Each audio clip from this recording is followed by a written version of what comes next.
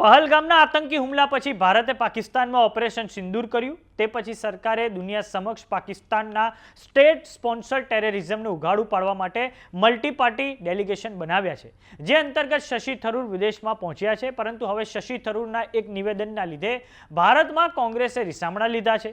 પણ જેવા જ કોંગ્રેસે રીસામણા લીધા કે તરત જ શશી થરૂરની એક બીજી પ્રતિક્રિયા પ્લેટફોર્મ એક્સ પર સામે આવી હતી. તો આવો જાણીએ શું છે આખો મામલો. નમસ્કાર, જમાવટ સાથે હું છું પાર્થ.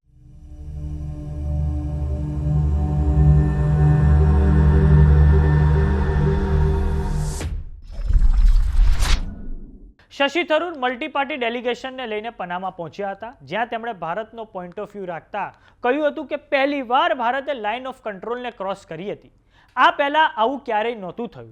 તો સૌપ્રથમ તમે સાંભળો કોંગ્રેસના સાંસદ શશી થરૂરનું એ નિવેદન. But what has changed in recent years is that the terrorists have also realized they will have a price to pay. On that, let there be no doubt.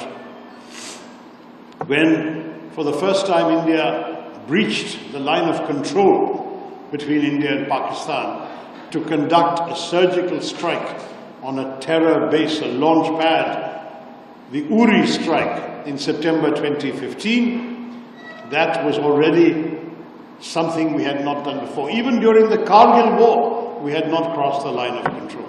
In Uri we did. Then came the attack in Pulwama in January 2019. This time we crossed not only the line of control, we crossed the international border and we struck a terrorist headquarters in Balakot. This time we have gone beyond both of those.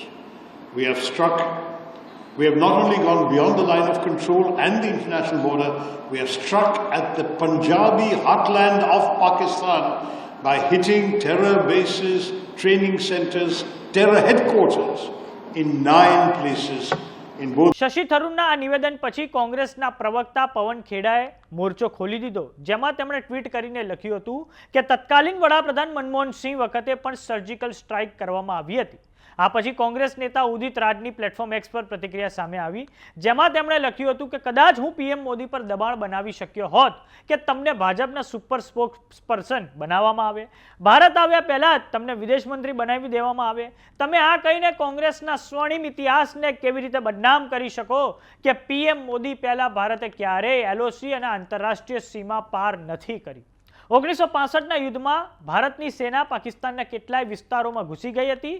Lahore સેક્ટરમાં તો પાકિસ્તાન હેરાન થઈ ગયું હતું. 1971માં ભારતે પાકિસ્તાનના 2 ટુકડા કરી નાખ્યા અને યુપીએ સરકાર વખતે કેટલી સર્જિકલ સ્ટ્રાઇક કરવામાં આવી હતી, પરંતુ રાજનૈતિક રૂપથી તેનો ઢોલ પીટવામાં નહોતો આવ્યો. જે પાર્ટીએ તમને આટલું બધું આપ્યું તેના પ્રત્યે તમે આટલા બેમાન કેમ ના થઈ શકો છો? આમ કોંગ્રેસ નેતા ઉદિત રાજની ખૂબ આક્રમક પ્રતિક્રિયા સામે આવી. જેવો જ કોંગ્રેસમાં વિરોધ વધ્યો કે તરત જ શશી થરૂરની પ્લેટફોર્મ એક્સ પર પ્રતિક્રિયા સામે આવી હતી, જેમાં તેમણે લખ્યું હતું કે ખૂબ લાંબા અને સફળ દિવસ પછી કોલંબિયાના બગોટા માટે રવાના થઈશું.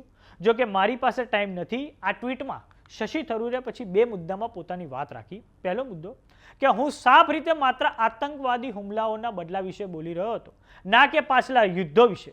બીજો મુદ્દો, મારી ટિપ્પણીઓથી પહેલાના હાલના વર્ષોમાં થયેલા કેટલાય હુમલાઓનો ઉલ્લેખ કરવામાં આવ્યો હતો, જે દરમિયાન ભારતના રિસ્પોન્સ જે પહેલા એલઓસી અને આંતરરાષ્ટ્રીય બોર્ડરને ધ્યાનમાં રાખતા સંયમિત અને સીમિત હતા. પરંતુ હંમેશાની જેમ આલોચકોને મારા નિવેદનો તોડવા મરોડવા માટે હું સ્વાગત કરું છું. જો કે શશી થરૂરની આ ટ્વીટ પછી કોંગ્રેસના પ્રવક્તા પवन खेड़ाનું નિવેદન સામે આવ્યું હતું. તો આ સાંભળો પवन खेड़ा શું બોલ્યા છે. देखिए उस पे नहीं चर्चा करनी, क्योंकि आज उन्होंने जो पोस्ट करके बता दिया कि नहीं ऐसा नहीं कहा था कि पहले सर्जिकल स्ट्राइक्स नहीं हुई थी, तो बात वहीं खत्म हो गई. बीजेपी को एक जो है मौका मिलता है, बीजेपी तो हमेशा मौके की तलाश में रहती है कि विवाद कहां कहां पैदा कर सकते हैं. समाज में विवाद, परिवारों में विवाद, ये तो उनका काम है, छोड़िए ना उनको. શશી થરૂર આમ પણ પાર્ટી લાઇનથી અલગ અલગ નિવેદનો આપતા રહે છે. તો કેવો લાગ્યો અમારો વિડીયો અમને કોમેન્ટ બોક્સમાં લખીને જરૂર જણાવો. જો તમે અમને યુટ્યુબ પર જોઈ રહ્યા તો સબસ્ક્રાઇબ કરો. જો તમે અમને ઇન્સ્ટાગ્રામ અને ફેસબુક પર જોઈ રહ્યા તો ફોલો કરો. નમસ્કાર.